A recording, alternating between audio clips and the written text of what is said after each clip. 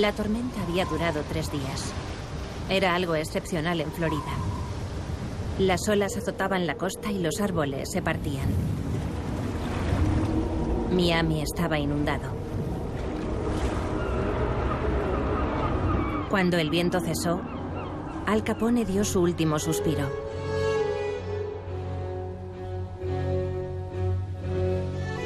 Era el 25 de enero de 1947.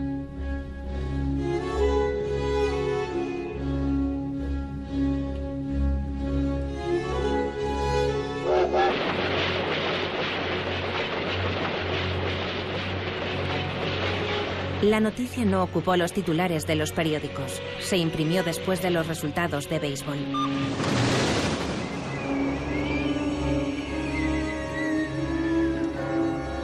El ataúd de Capone fue transportado en tren desde Miami a Chicago.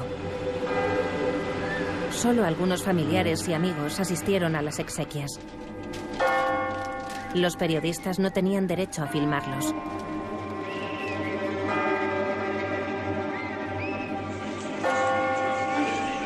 Se arrojó un puñado de arena de Italia sobre su ataúd, como era costumbre.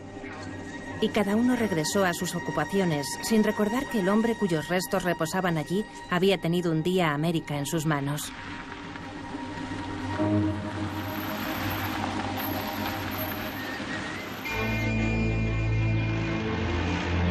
...6 de octubre de 1931, primer día del proceso. Al Capone comparece ante el Tribunal Federal de Chicago. El proceso durará 7 días. Al final de los 7 días, el jurado condenará al asesino más célebre de Estados Unidos a 11 años de cárcel.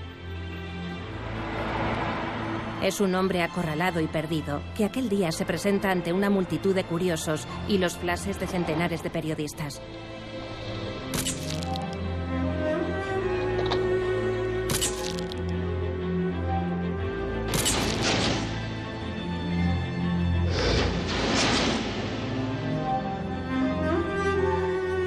Apellido Capone.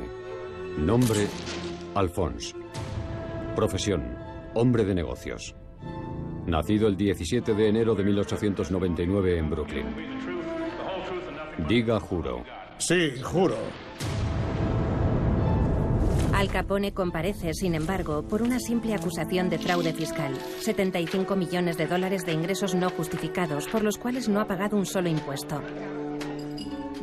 El dinero procedía del alcohol, el sexo y el crimen. El hombre que ha hecho caer a Capone es el famoso jefe de los intocables. Se llama Ness. Elliot Ness.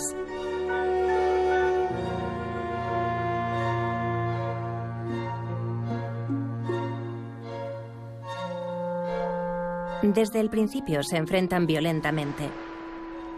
Capone se declara inocente y acusa a Ness de acoso.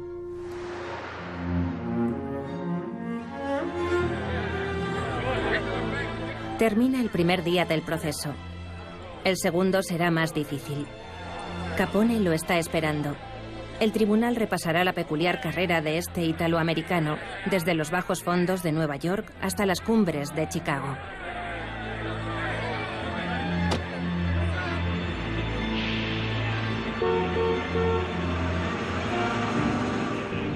Aquella noche, Capone no se reúne con May, su esposa.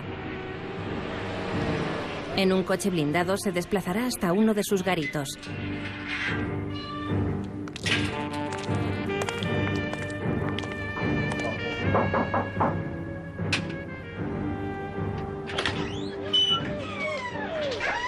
Es un juerguista que vive ostentosamente. Allí se encuentra con sus numerosas amantes, rubias y elegantes, a las que mantiene con toda clase de lujos. Proporciona consejo, servicios y dinero a una serie de cortesanas. Y todas ellas le deben algo, fascinadas por su poder. Y tiemblan cuando piensan en la caída inminente de su protector. Pero esta noche su corazón está ausente. Capone sabe que al día siguiente se va a jugar su libertad y su fortuna, y que el proceso puede quitárselo todo.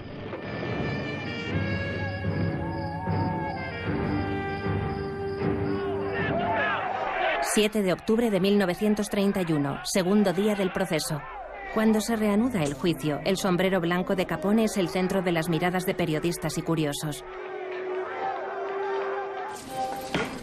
La acusación comienza a narrar historias de la familia Capone. Sus padres son originarios de Nápoles.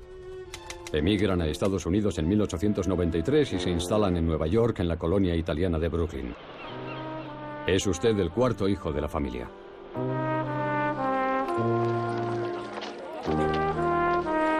Situados al lado del fiscal, los abogados de Capone citan la vida ejemplar de Gabriele, el padre de Capone.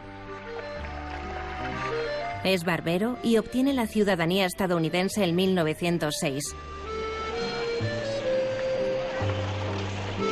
Sus 9 hijos descubren la sociedad callejera neoyorquina, entre irlandeses, sicilianos, judíos y otros inmigrantes de la vieja Europa. El pequeño Capone es precoz. Le expulsan del colegio por golpear a su maestra. Solo tiene 14 años. Las bandas de niños pululan bajo la mirada vigilante de los agentes de reclutamiento de la mafia local.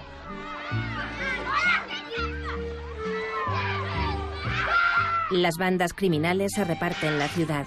Los conflictos de intereses se resuelven a golpe de navaja de afeitar, el arma preferida de los napolitanos, o a golpe de ladrillo, especialidad de los irlandeses.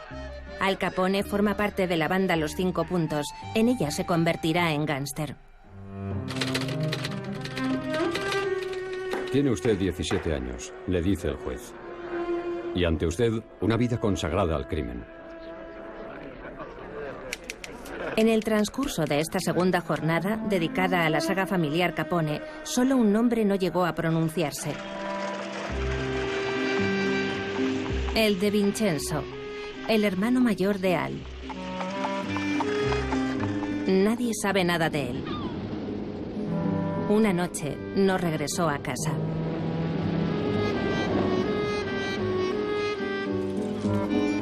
Soñaba con reunirse con Buffalo Bill, el célebre vaquero que a la sazón actuaba en un circo.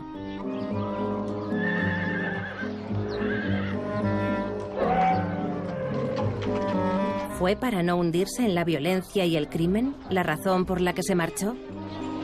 Sobre aquel hermano desaparecido, Capone nunca hablará en público. Pero debió sentirse aliviado de no tener que recibir más lecciones de aquel primogénito moralizante. 8 de octubre de 1931. El tercer día del proceso, los abogados de Capone toman la delantera y pasan al ataque. Su cliente es solo un chivo expiatorio. Es la prohibición lo que se está juzgando. El público se indigna. Capone se explica. En 1919 la virtud se apodera de Estados Unidos y bajo la influencia de las ligas moralizadoras, el país adopta la 18ª enmienda que interrumpe la fabricación y la venta de alcohol.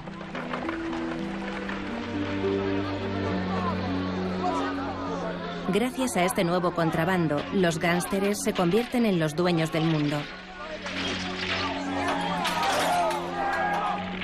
En esa época, Capone trabaja como gorila en un club de baile situado en la playa de Coney Island.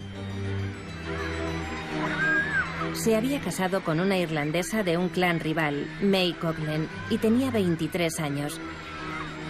Es además un asesino apreciado por su carencia de escrúpulos. Con él, los contratos se ejecutan siempre de forma adecuada.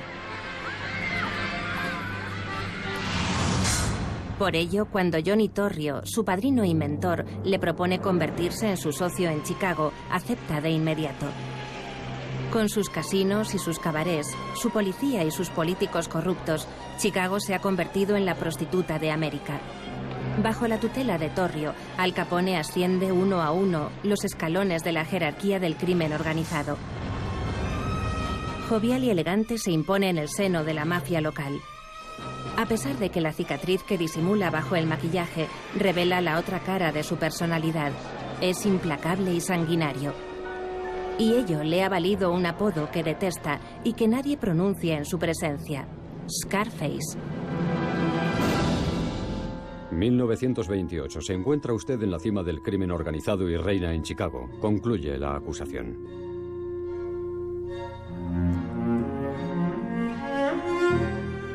Capone se siente orgulloso de su fulgurante ascensión.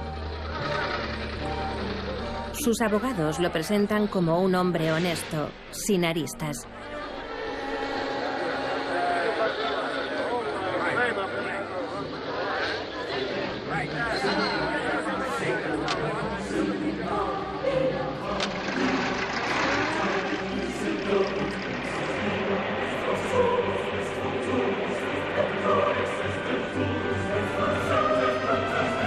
La ley fascina a los hombres tanto como el crimen. 9 de octubre de 1931, cuarto día del proceso. El bien contra el mal. Al Capone contra Eliot Ness. Diga juro. El cuarto día del proceso, el jefe de los intocables es finalmente llamado al estrado. Nombre: Eliot Ness. Nacido el 19 de abril de 1903 en Chicago. Estudios universitarios, tirador de élite. Casado, sin hijos. Profesión: jefe de la brigada Los Intocables.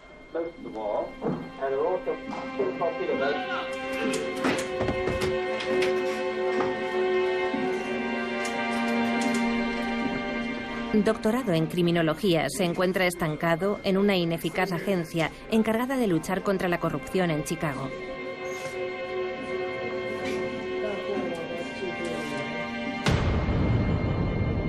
Ness declara en el estrado que Capone es el principal responsable de ese mal.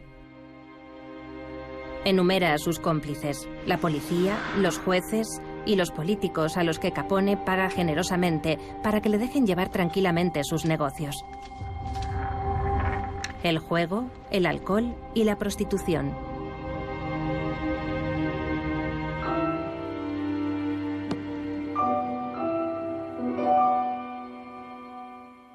Un tercio de los ingresos del crimen organizado se emplearía para el soborno, sin contar los favores en especie que reparte. Capone tiene Chicago en sus manos hasta el día en el que Ness se invita a sí mismo al baile.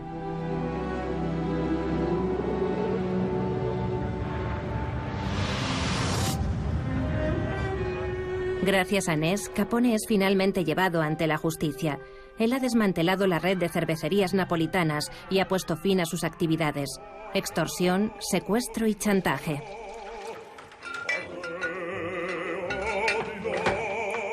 Aparte de sus cabarets y otros speakeasies, dirige empresas en apariencia legítimas que le sirven de tapadera.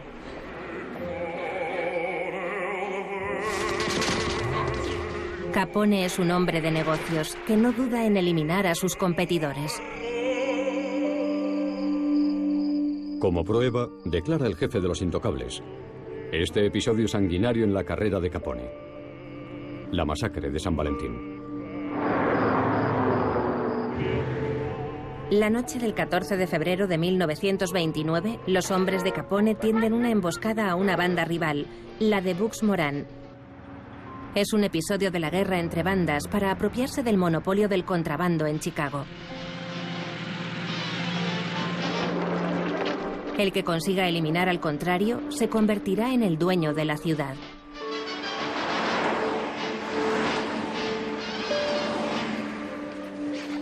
Mientras los hombres de Moran están ocupados manejando un cargamento de alcohol, los asesinos de Capone se presentan disfrazados de policías.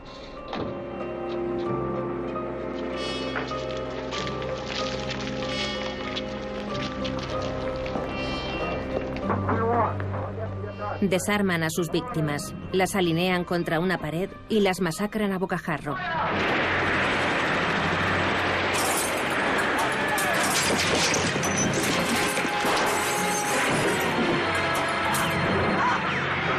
El único superviviente les dice a los investigadores antes de morir: ha sido un accidente. La omertá prevalece.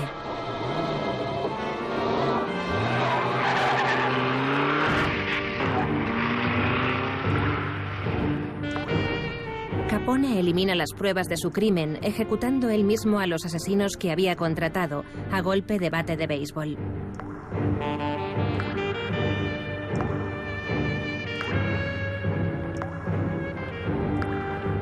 Aquellos que se le resisten son castigados sin piedad. Él es el jefe, dicen de él en los periódicos.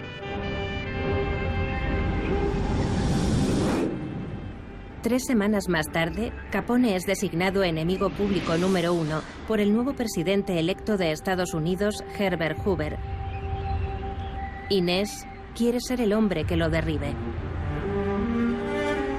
Capone es inocente, protestan sus abogados. Es el chivo expiatorio de un poder que lo utiliza para ocultar a los verdaderos responsables de la crisis: los financieros de Wall Street y los especuladores. En 1929, la bolsa de Nueva York colapsa.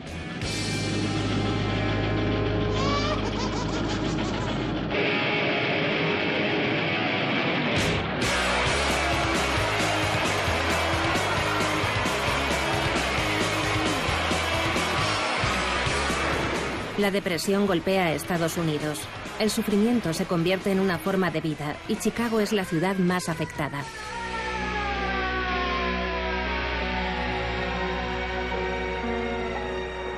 Aunque la masacre de San Valentín produjo una conmoción en la opinión pública, Capone no pudo haber participado. Se encontraba en Filadelfia arrestado por posesión ilegal de arma.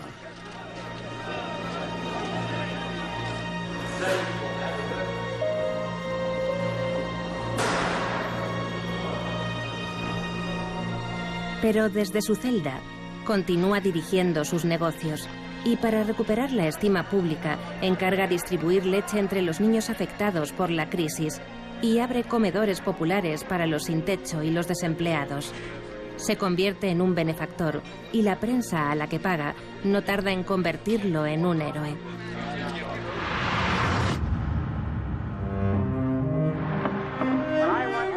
Escándalo en la sala del tribunal. Ness revela el alcance de la corrupción en los órganos del Estado. Cuando empecé, explica él, era crédulo e ingenuo. Me indignaba ante mis jefes sin saber por dónde pisaba. Antes de cada inspección, los mafiosos eran avisados por informadores y los alambiques desmantelados. Nunca encontraban nada y sin pruebas las investigaciones no llegaban a los tribunales.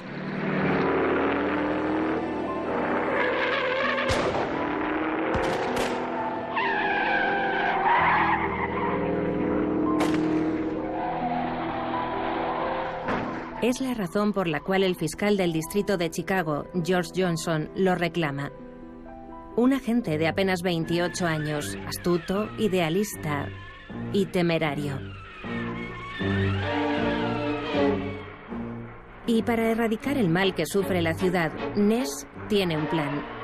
Ya que la corrupción protege a Capone y que la prohibición le está enriqueciendo todavía más, es necesario cortar de raíz las fuentes del mercado clandestino.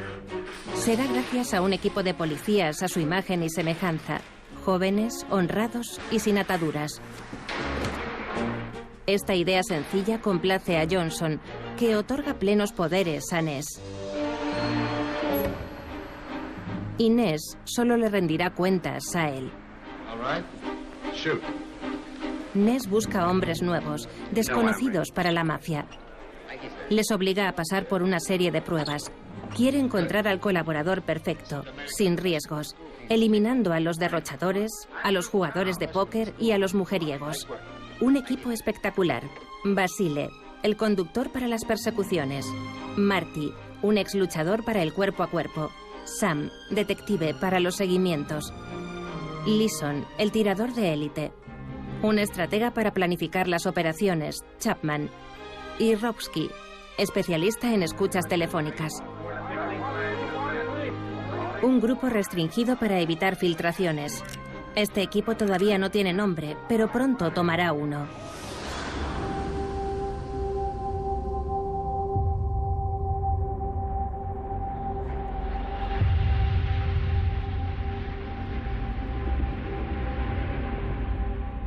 Primer acto. Ness y su equipo abordan de inmediato el comercio ilegal. Los speakeasies, donde cada noche fluyen centenares de litros de alcohol, se encuentran en el epicentro de su estrategia. Un primer pisotón en el hormiguero para evaluar. Estos detectives vigilan los bares sospechosos de la ciudad y en su primera operación el grupo interviene por sorpresa.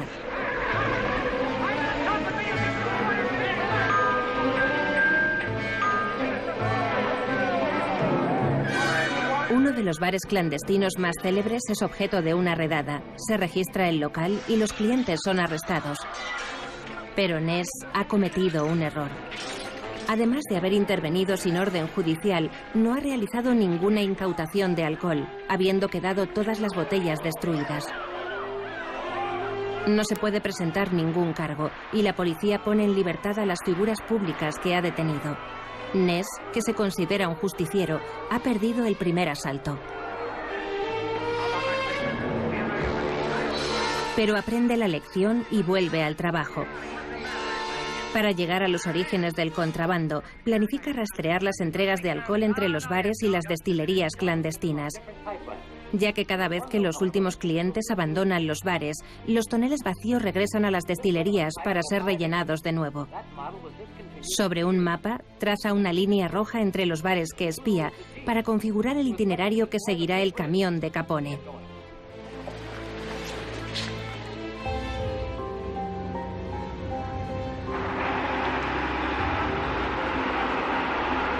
Segundo acto. Ness mantiene vigilancia frente a uno de los bares sospechosos. Sobre las 2 de la mañana, el camión inicia la ruta. El seguimiento es un juego de niños y sus hombres están exultantes con esta promesa de éxito casi garantizado.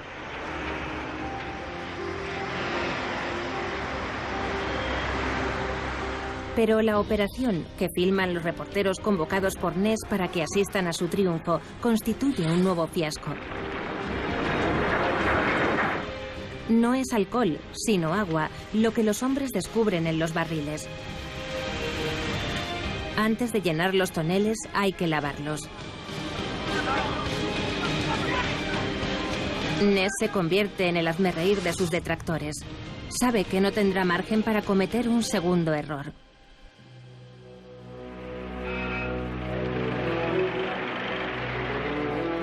El 17 de marzo de 1930, Capone sale de la prisión de Filadelfia.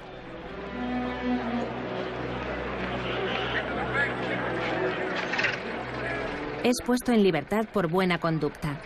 Él, que controla ahora el monopolio del contrabando de alcohol, no comprende que sus negocios puedan ser perturbados por un pequeño agente y su banda de miserables. Y para terminar de humillar a ese poli, que ni siquiera pertenece al FBI y que pretende reenviarlo de inmediato a la cárcel, Capone se entrega él mismo a la policía de Chicago. No se puede presentar contra él ninguna prueba y vuelve a quedar en libertad.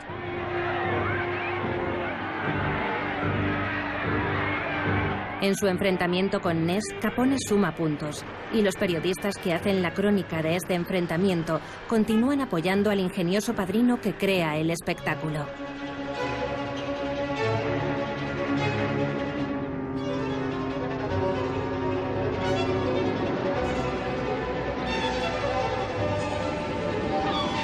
La prensa es el aliado de la mafia. 10 de octubre de 1931, quinto día del proceso. Una mafia que mata a sangre fría, excepto como precisa su código de honor a mujeres, niños y periodistas. 1 litro de sangre derramada proporciona 1 litro de tinta en las portadas, y Capone quiere controlar su imagen. La acusación ha convocado a Herbert Kaplan, el fotógrafo del Chicago Tribune, que testifica. ¿Qué basura de fotografía es esta? No se ve nada. Le pedí una fotografía de Al Capone. ¿Qué ha conseguido? Lo fotografié todo. Fotografié su mansión, fotografié todo. Pero cuando preparé mi cámara para hacer un primer plano para fotografiarle, ¿qué ocurrió? Estaba acatarrado.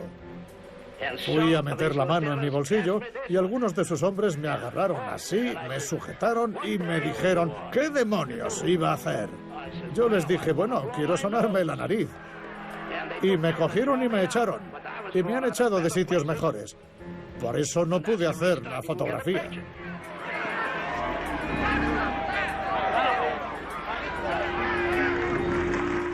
El tribunal entiende cuál es el sistema de Capone.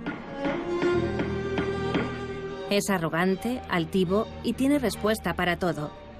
No causa buena impresión ante el jurado. Sus abogados intentan mostrar otra imagen de él, pero en vano.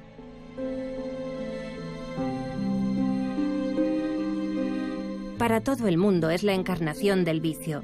Es rico y derrochador. El jurado sabe ya todo acerca de su tren de vida, su fastuoso cuartel general en un hotel de lujo, su propiedad en Florida, sus puros cubanos y sus trajes a medida de colores llamativos.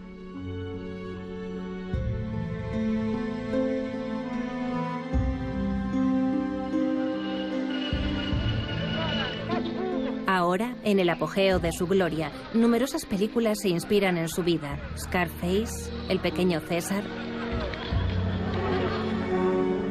Los productores de Hollywood saben que se ha convertido en el héroe de una América que se hunde irremediablemente en la depresión y que ve en el ascenso de este hombre, llegado de ninguna parte, la encarnación de su sueño. Los abogados de Capone son conscientes de que esa imagen puede perjudicar a su cliente. Capone no es un criminal, contrariamente a lo que Ness intenta hacer creer a la opinión pública. Afirman que es un italoamericano que respeta a su familia, que adora a su madre, que acompaña a su esposa y a su hijo a la iglesia o a la ópera, y que es un benefactor, un hombre íntegro y honesto, cuyo éxito ha despertado la envidia de los que no han sabido aprovechar sus oportunidades, como el propio Ness.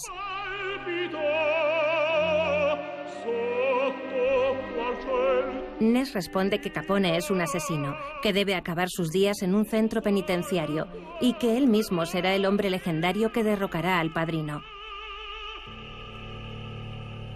Su equipo redobla los esfuerzos. El cuartel general permanece abierto durante noches enteras. Las llamadas telefónicas se hacen más frecuentes, ya sea por parte de informadores o soplones, pero también de los hombres de Capone, que proporcionan informaciones falsas.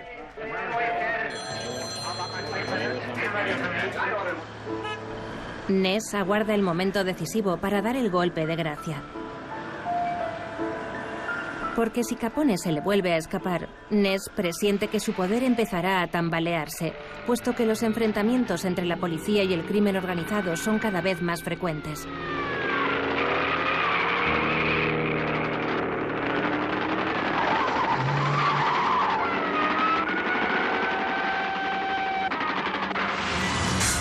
Ness pronto va a dar en la diana.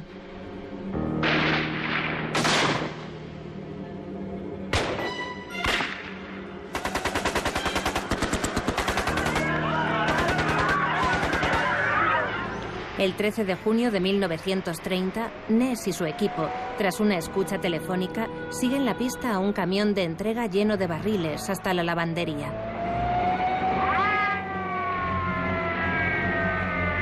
Esta vez no cometen el mismo error. Siguen a los camiones que contienen los barriles lavados hasta que por fin dan con el escondite.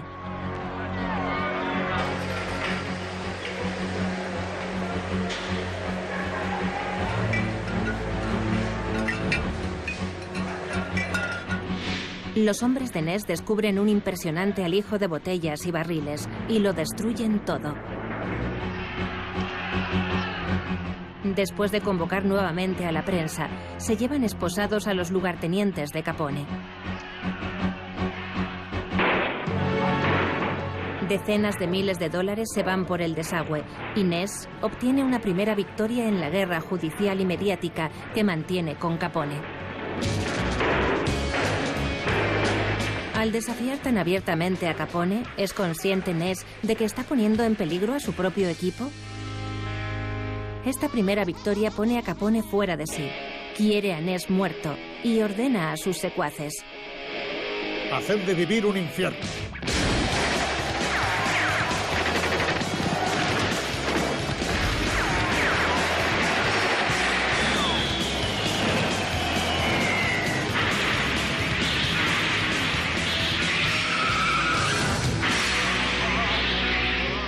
El infierno se traduce en detenciones violentas, emboscadas y asesinatos las 24 horas del día, 7 días a la semana.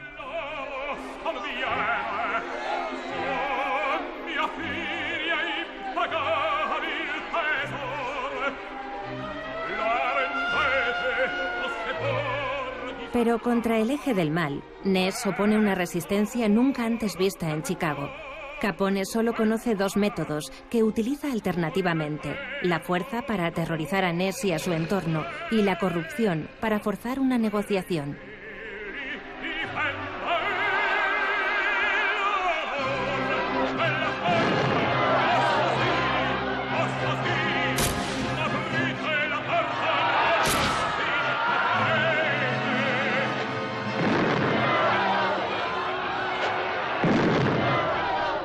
Capone da instrucciones para que se ofrezcan $2.000 por semana a todos los miembros del equipo de Ness que acepten cooperar con el sindicato del crimen. Todos se niegan y la respuesta de Ness está a la altura de la afrenta hecha a sus hombres. Convoca una conferencia de prensa y revela a los periodistas el precio que Capone ha puesto a su silencio. Los periódicos y sus lectores se sienten inmediatamente fascinados por este reducido grupo de hombres capaces de dar a su vez un gran espectáculo. Han nacido los intocables. Las autoridades, dispuestas a desmantelar el grupo hace tan solo unos días, le dotan ahora, bajo la presión de los votantes, de un departamento de balística innovador destinado a combatir el crimen.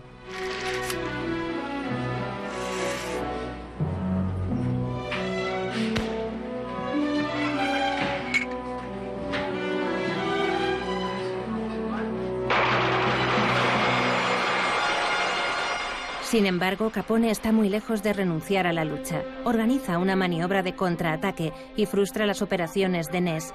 Ahora es su cuartel general el que está bajo escucha. Ness posee una larga lista de policías corruptos en Chicago. Con este documento puede derribar a toda la jerarquía policial.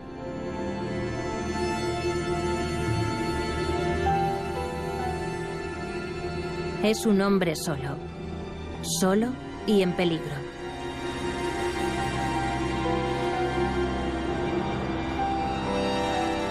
El cerco comienza a cerrarse a su alrededor. El sindicato del crimen contrata a un asesino procedente de Florida, Michael Pickey. Ness se convierte en blanco. Le siguen, lo someten a escuchas y hurgan en su vida y la de su familia. Edna, su esposa, vive ahora bajo la protección de dos guardaespaldas. Es prisionera en su propio domicilio, sin saber nunca si su marido regresará a casa cada noche. La relación de la pareja se resquebraja, pero Ness permanece imperturbable. Cualquier sacrificio vale la pena por una misión que puede procurarle una nueva gloria, que empieza a saborear con placer. El presidente de Estados Unidos le ha dicho personalmente que cuenta con él para librar a Chicago de la vergüenza de América, de su peor azote. La llamada Ciudad del Viento se ha convertido en la capital del crimen organizado, una ciudad enferma consumida por el mal napolitano. Una podredumbre que extiende sus ramificaciones venenosas, mina la economía del país y siembra la muerte. El 13 de marzo de 1932, Frank Basile, el conductor de Los Intocables, desaparece. ¿Qué ha sucedido? Hallan su cadáver mutilado, con el cráneo destrozado y la lengua arrancada. Los asesinos se han cebado cruelmente con él.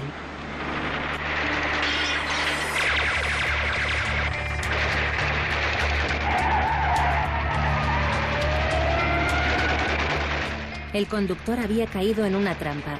Para Ness, este acto representa la última advertencia.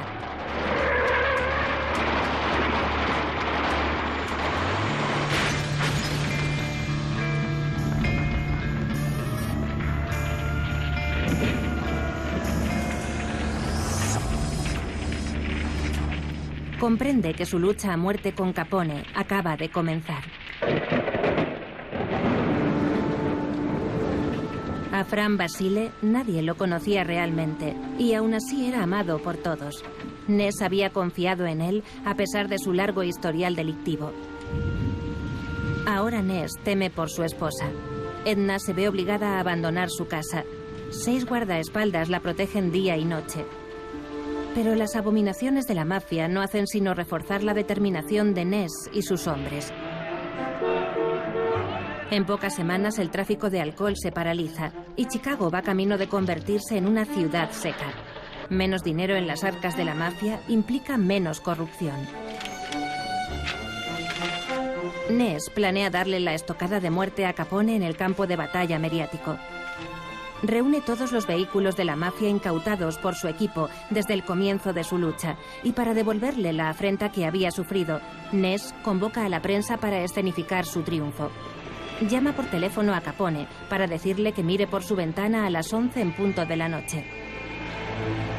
Con Ness a la cabeza, la caravana de vehículos atraviesa Chicago y en plena noche desfila lentamente delante del cuartel general de Capone. El padrino está henchido de ira y Ness obtiene una victoria deslumbrante.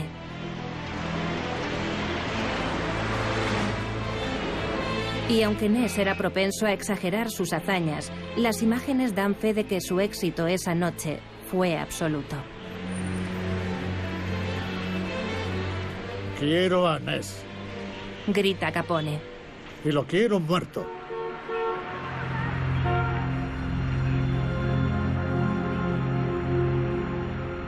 Ness se siente observado y amenazado por un peligro invisible y permanente.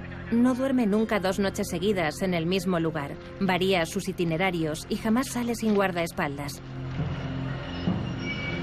Herido en su orgullo, Capone sigue afirmando con insolencia que los intocables no tienen el menor cargo contra él. Pero la detención de su contable dará un nuevo giro a los acontecimientos. Ness, el agente del Tesoro que actúa como un agente del FBI, se apodera de sus libros de cuentas. Facturas de hotel, compra de ropa, adquisición de automóviles. Los apuntes contables muestran entradas en efectivo y salida de cheques bancarios. Sin embargo, el nombre de Capone no aparece nunca. Las pruebas son claras como la luz del día.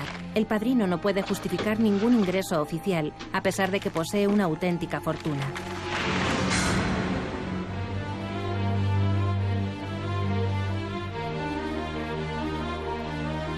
Capone, debilitado, sabe que si le arrestan, toda su estructura se derrumbará como un castillo de naipes.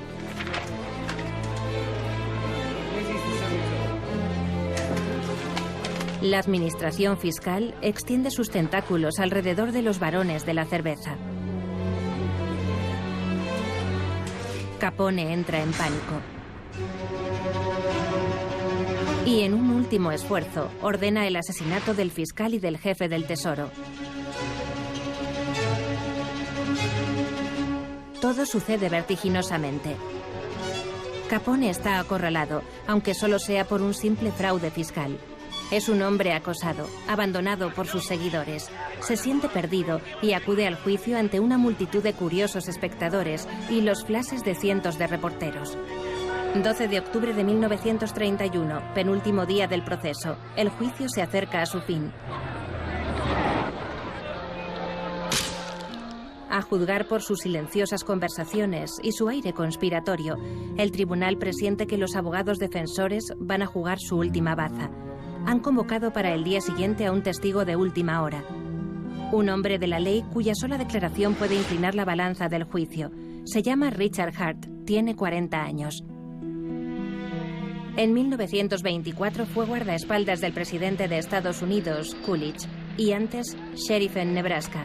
Es un excelente tirador. A 12 metros de distancia jamás ha errado su objetivo. Es un hombre de paz que ha trabajado por la reconciliación con los indios. Un hombre con un único credo: la ley es la ley. Al igual que los intocables, había detenido a los contrabandistas de alcohol en el oeste americano. Lo que Capone creaba, él lo destruía. Su testimonio moral podría salvar a Capone. Porque Richard Hart es solo un nombre prestado. Su verdadero nombre es Vincenzo y es el propio hermano de Al Capone.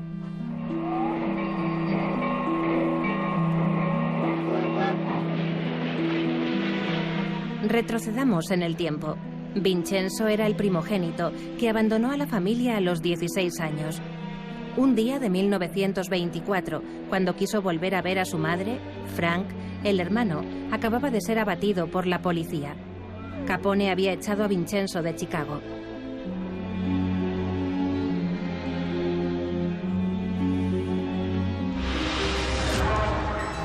Siguiendo instrucciones de la madre, los abogados de Capone solicitan su testimonio.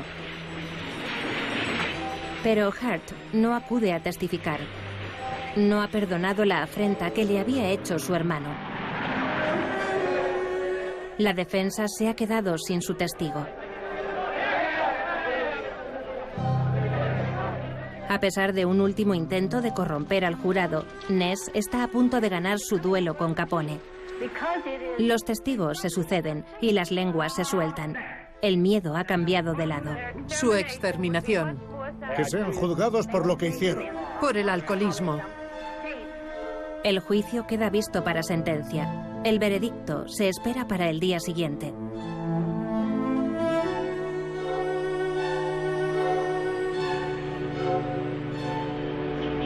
A las 10 de la noche, Al Capone previene a su esposa de su inminente arresto.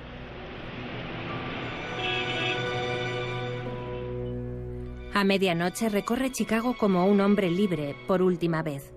Barras de tugurios malolientes, clubes nocturnos, burdeles. Le dice a sus mujeres que mañana será exculpado, aunque ni él mismo lo cree ya.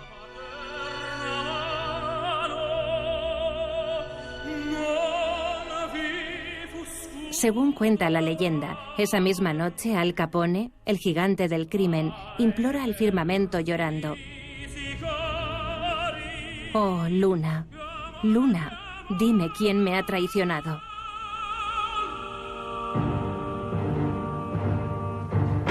Mantengan silencio en la sala. Capone es condenado a 11 años de prisión. Guarden silencio, por favor. En los pasillos se dirige a Ness por última vez. Yo he tenido mala suerte, pero sin mí tu vida está arruinada.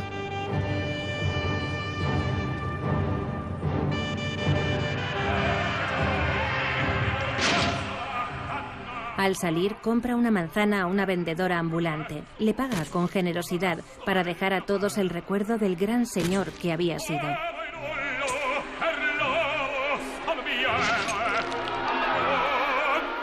Esa misma noche ingresa preventivamente en la prisión del condado.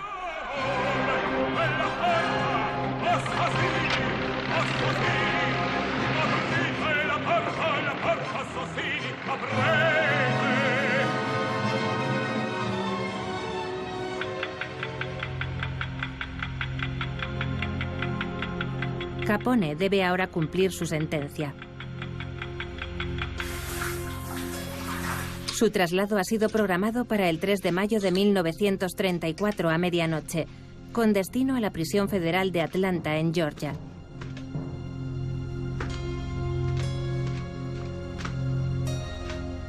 Para encarnar el triunfo del bien sobre el mal, el fiscal Johnson confía la protección de Capone a Eliot Ness.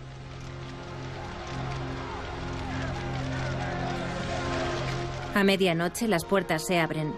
Frente a una muchedumbre de fotógrafos, Capone levanta la cabeza y camina con orgullo.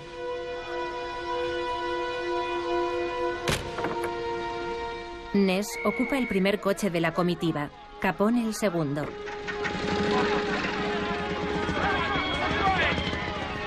Con las sirenas a todo trapo, los coches atraviesan la ciudad de Chicago. Los intocables van fuertemente armados para evitar cualquier intento de evasión.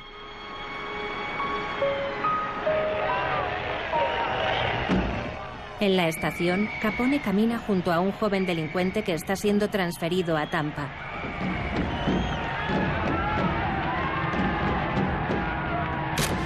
Un abrigo cubre sus manos para disimular las esposas que unen a ambos malhechores.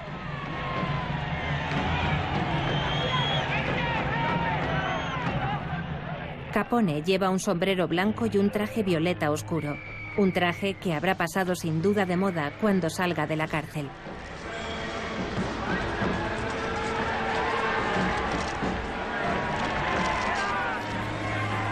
Y allí, En medio de la multitud está Eliot Ness. La sonrisa que esboza es solo de cara a los periodistas. Ness no está contento. Hubiese preferido condenar a Capone a cadena perpetua por los crímenes que el padrino ha cometido, no a 11 años de cárcel por fraude fiscal.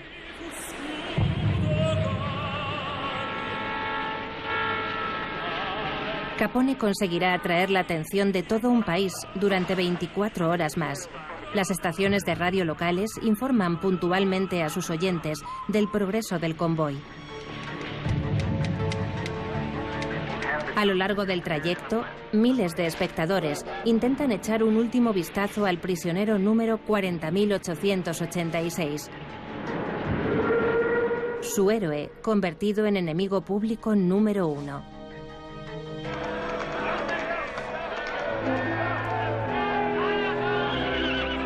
En 1933, Roosevelt inicia su primer mandato como presidente de Estados Unidos y el 5 de diciembre de ese mismo año deroga la ley seca.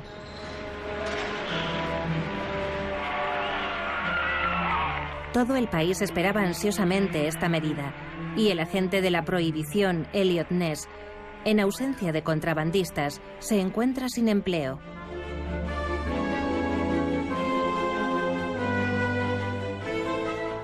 En esa época, en un periódico de Chicago, un cómic divierte a los lectores. Cuenta la lucha entre el detective Dick Tracy y Big Boy, el jefe de la mafia local. Los héroes que inspiran esta historia son inmediatamente reconocibles: Eliot Ness y Al Capone.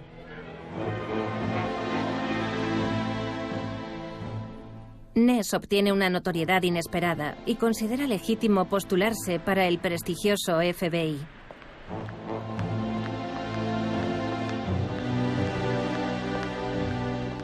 Los federales han ejercido siempre un poder mágico sobre sus colegas de otros departamentos de policía.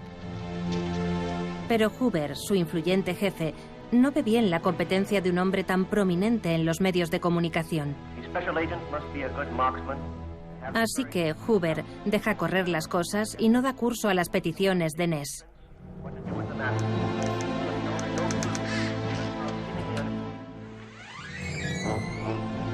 Ness nunca formará parte del FBI.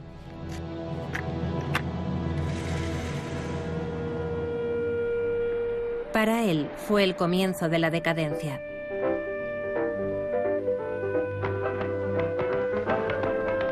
Se da a la bebida, abandona a su esposa y va de fracaso en fracaso. No es fácil lidiar con un mito que la gente prefiere olvidar. El antiguo jefe de los Intocables está atormentado por sus recuerdos. Cuando quiere escribir sus memorias, ningún periodista de Chicago le presta su ayuda. Ness morirá antes de la publicación de su libro, sin conocer ni el éxito, ni el nacimiento de su leyenda.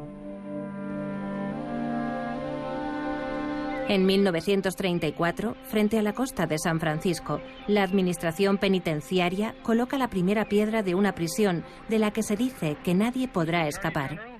Alcatraz. Es inaugurada por el fiscal Johnson, el mismo que había condenado a Capone. Señor fiscal general, usted la ha inspeccionado y ahora la fuerza de custodia ha sido organizada, siguiendo sus instrucciones, para ocupar sus puestos. Alcatraz está lista. Capone será uno de los primeros internos como símbolo de la victoria de América sobre sus viejos demonios. Es el 19 de agosto de 1934. Capone es el prisionero número 85 y aún le quedan 5 años por cumplir.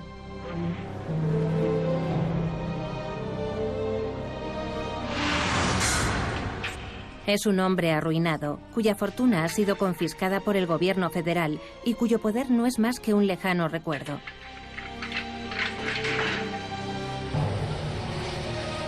Está solo. Tiene restringidas las visitas si es agredido en la cantina de la prisión, porque ya no es el capo. A partir de ahora, Ametralladora Kelly, un tipo duro de verdad, reina sobre los malhechores de la cárcel.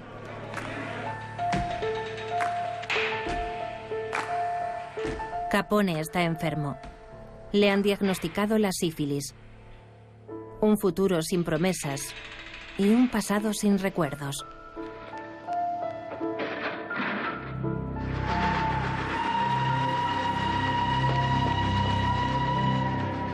En 1938, su esposa obtiene un permiso de visita. Está casi irreconocible, envejecido y obeso. En secreto prepara su traslado. Es demasiado peligroso mantenerlo allí, estando enfermo, presa de la rivalidad entre bandas, donde todo el mundo desearía apuntarse la muerte de Capone. Al salir de la cárcel, Capone sufre amnesia. Estados Unidos está en guerra desde 1941 y Capone pasa sus días apaciblemente en Miami. El 25 de enero de 1947, en un día tormentoso, poco usual en Florida, Capone exhala su último suspiro. El hombre que tuvo una vez a América en sus manos muere, olvidado por todos.